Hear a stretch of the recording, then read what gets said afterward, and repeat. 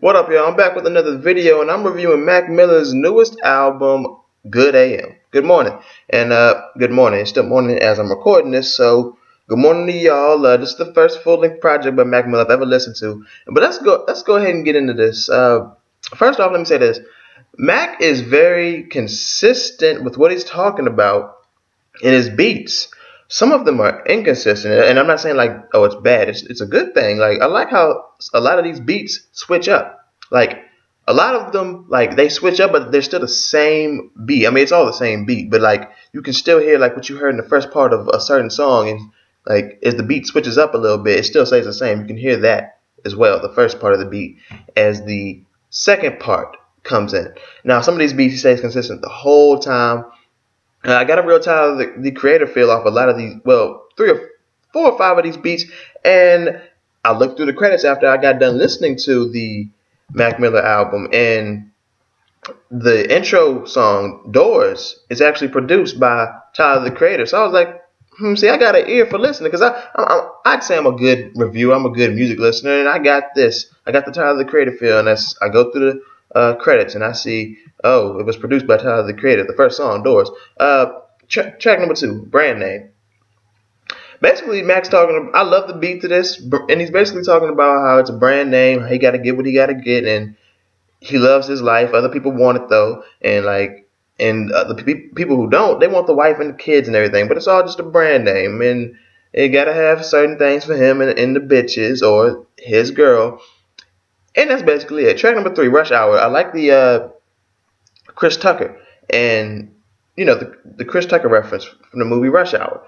And it's pretty good. The beat is hard on this one too. And he talks about how things are different. Things are different now than they were when he first came up back in 2008. And that's what I get from that. And he's talking about how it's a rush hour. He's rushing, but he's not rushing to get the music out, but he's rushing to get it out, but he's not rushing his way through it. He's not just putting shit together and releasing it. Now, check number 4. 2 Matches featuring Ab-Soul. This song right here, I really cared for Ab-Soul's verse on here. He was the first one on there. And Mac comes in, does his thing. He's conscious on this one. And that's it. Track number 5, 100 Grand Kids. This is a funny song. It's some clever wordplay. Like, Mac talks about how a girl puts the hoe in honesty. And what's God without a little OD? What's life without a risk? Don't be scared. He also said something about, he's gonna spoil he's gonna have like 100 kids, and his mom can spoil all of them. He promised his mom that he'd give her some grandkids, and he remembers like when he made 100 grand, he thought he was the shit, thought he was the kid and everything. But really clever wordplay all throughout this album. But on 100 Grandkids, which is one of the singles for this album, you hear it. Some of the other singles, like Break the Law, I don't see why that was a single, but it was okay. I'll get to that. Clubhouse, I see why that was a single. I'll get to that too.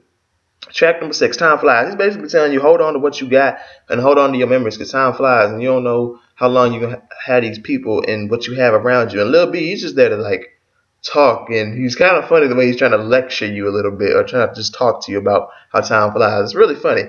Weekend featuring Miguel. It's a good song, and Miguel's feature, like, he really comes in at the end and sings a little bit and then fades out. Track number 8, Clubhouse. This beat right here got me hyped. I really fuck with this shit right here. I mean, what can I say about it? What he's talking about is nothing really too different. It's like this whole album is really, it's conscious. Talking about, well, on this song in particular, he's talking about Clubhouse and everything. But the whole album really is conscious. Personally, I wouldn't really say socially, but he does get into a little social conscious, talking about how people want his life, but he doesn't see why, and that's on one of the next songs. Track number 9, In the Bag, which has some Juicy J vocals in it, and this was actually written by Schoolboy Q apparently. So shout out to Schoolboy Q.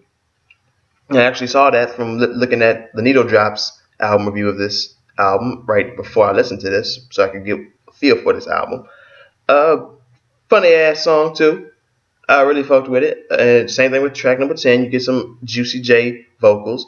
I I didn't really fuck with them too much, but I like the songs. One of these songs, In the Bag or Break the Law, Juicy J on the outro of it, he's talking about how, man, this cop pulled me over and he's asking my license, registration, and all that shit. And he said I smell like weed. Motherfucker, of course I smell like weed. You pulled me over. I smoke weed. That shit had me dying. Now, Perfect Circle / Godspeed, I preferred the end of the song, which I guess is Godspeed.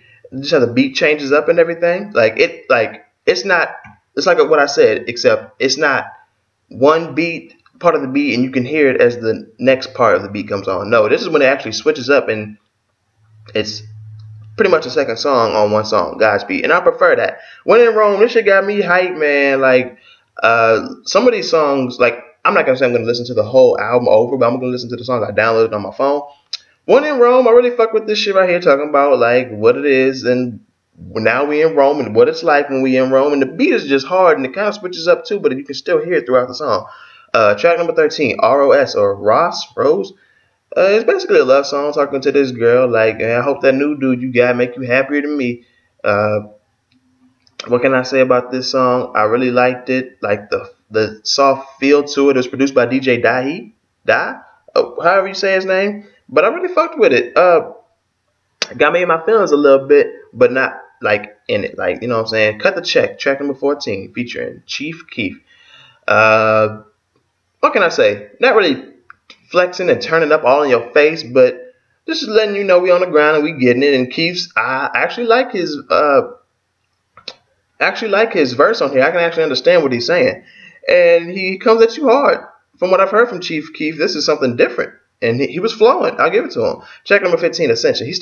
Mac Miller starts off saying, this track isn't as depressing as the last one. Maybe he was referring to like when he was putting the track listing together, maybe a certain song was supposed to be track number 14, not Cut the Check, because Cut the Check wasn't depressing to me. So maybe he like said that in Ascension, thinking the track before Ascension was going to be a depressing song. Track number 15 is basically talking about how people, like I said, some kids and people want his life, but he does not get why. He talks about the pussy and like it's okay, but fuck it, I'll trade it in. Track number 16, Jump. This should have been a single. This was not one of the 3 singles on here, I believe. No, track number 16, Jump, was not one of the singles, but I think it should have been. I really fucked with this song right here. What can I say? Like, it's cool. It's kind of hype, but it's mellow too, though. Like, it was produced by Sap and ID Labs. And track number 17 was produced by ID Labs. Actually, ID Labs is on. He produced 6 tracks on here. So shout out to ID Labs. I might have to get into him because he produced Brand Name and Rush Hour. Okay. Anyway, so yeah, I fuck with Jump. Track number 17, The Festa, featuring Lil Dragon. Never heard of. I'm assuming it's a girl. Let me see something. This is a Little Dragon is a Swedish electronic music band from Gothenburg, formed in 1996. Huh. Well, I only heard a girl on here, so anyway, I fuck with Festival. I really like the smooth, mellow beat, and he's talking about how he's doing these drugs and let's take some shrooms. Let's go to the circus. Let's go to the festival. Let's just chill. And I really liked it. What can I say? Just the whole feel of it, how it's so. It reminds me of It reminds me of that one song, For Free, I believe. One of those songs on the first side of Kendrick's new album, To Pimp a Butterfly. It reminds me of that. And basically, to wrap this up, what can I say? I really like this album. I give it a 7 out of 10, maybe 7.5. It was personally conscious, talking about his problems and everything. It was kind of socially conscious, too, as far as people wanting his life, not really getting into politics or what's going on in the world right now. But I like this album. I got like I said, Tyler, the Creator feel. But on one of the songs, I heard yeah, y'all.